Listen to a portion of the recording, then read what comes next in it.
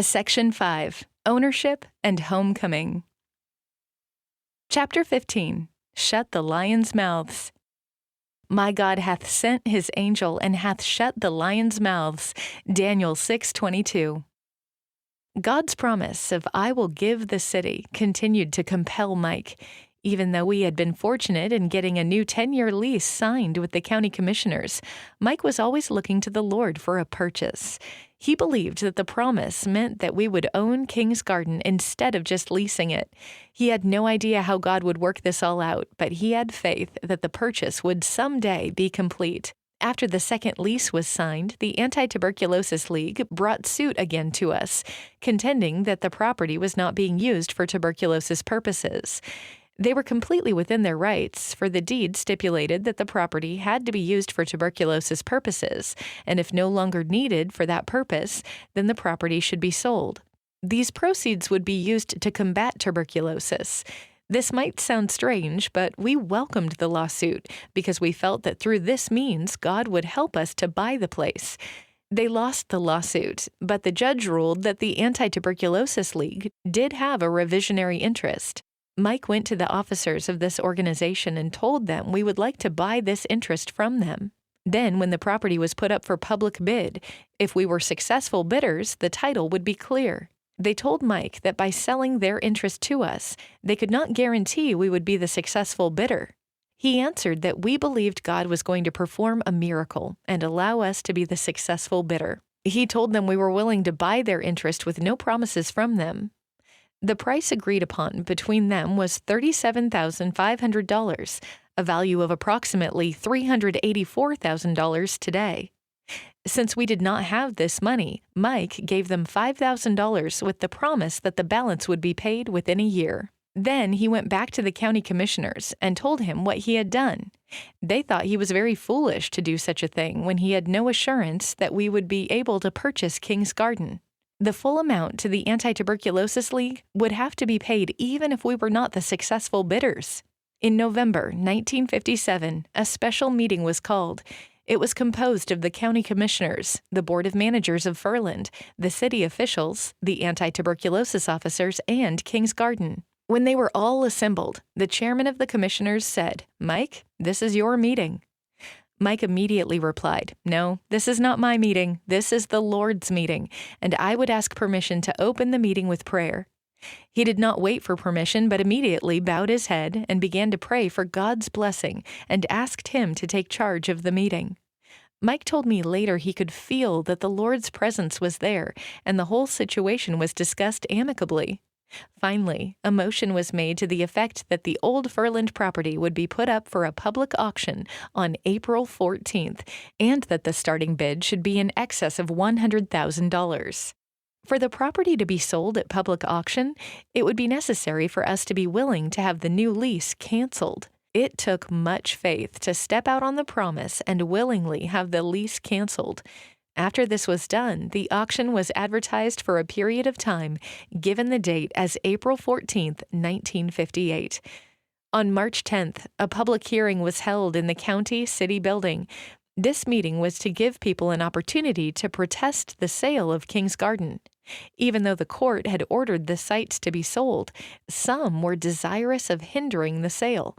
One group was especially insistent that 10 acres of the grounds be reserved for a park.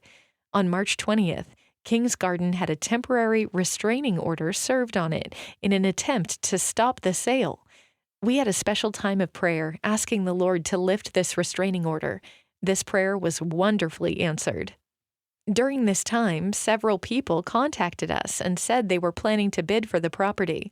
We faced a real danger in this, for if others bid against us, it would be possible for them to force the cost up too high for us to counterbid. Mike went on the air and told people of our problem and asked them to pray fervently. He asked them to pray that we would not only be able to keep King's Garden, but also that others would not bid against us and make the purchase price go so high it would be prohibitive for us. Mike's prayer was that as God closed the mouths of the lions so they did not bother Daniel, he would close the mouths of those who had indicated they were coming to bid at the auction. He also asked them to make contributions to a fund so that money would be on hand when he went down to bid. People really got under the burden of this prayer need, and they enlisted the prayers of others, writing letters even to missionaries overseas and asking them to pray. One man came out to see Mike and asked him to give him $10,000 if he would not bid against us. He intended to bid and to use the grounds for a housing project. Mike told this man that what he was asking was blackmail, but he denied this. Later, Mike took one of the board members with him, called on this man, and asked him to repeat what he had told him in his office. However, the man refused to do this and denied that he had tried to blackmail Mike.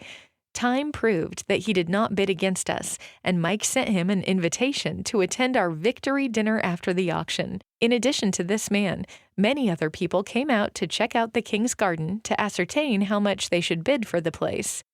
So the forces of evil were arrayed against the forces of good.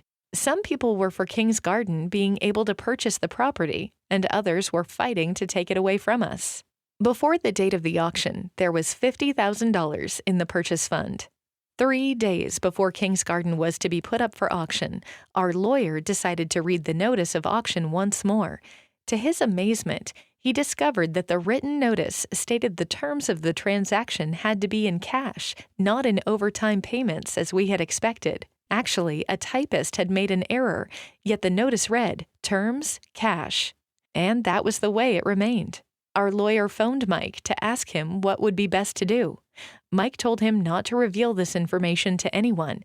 Then he went on the air asking Christians to make large sums of money available at once on short-term loans. In just a few days, Mike had promises of loans up to $3 million if that was needed. The day before the auction, on Sunday afternoon, we held a special session of prayer, asking the Lord to undertake. Still, our prayer was that God would close the mouths of those who would bid against us. The morning of the auction came and I decided to attend, even though I knew it would be a strain to be there. Many of our friends and also the garden workers were at this meeting. Several other people were there too, no doubt to make their best bids. We knew that unless God undertook, we would go down to defeat. But our faith was high. We had full faith that God would see us through.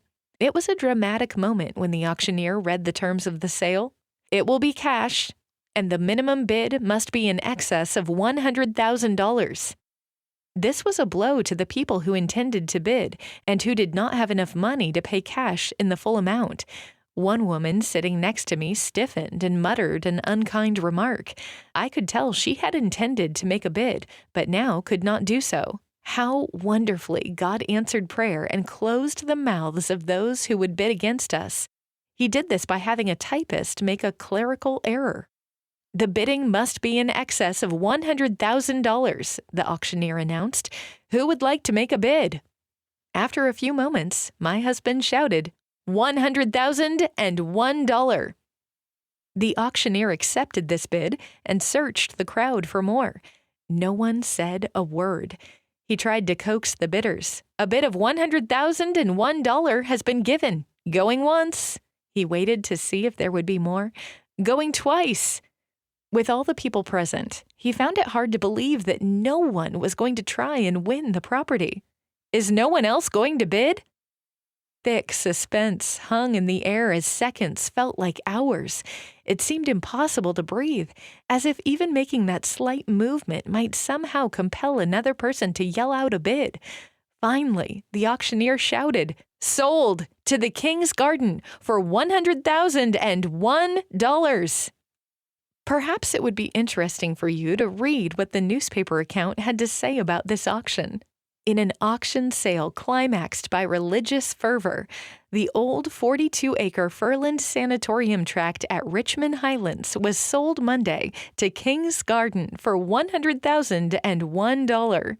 The starting bid had to be $100,000, the appraised price. King's Garden bought the property for just $1 more than that. There were a few moments of breathless silence after Martin had made his successful bid. It seemed for a time that the 200 supporters of the religious organization who were present could hardly realize they had obtained the property without opposition. Then one of the workers raised his voice in the hymn, "We'll give the glory to Jesus." The audience joined in instantly, and the words of the hymn rolled through the vaulted marble-walled room as impressively as in a cathedral. This hymn was followed just as enthusiastically by "Praise God from whom all blessings flow."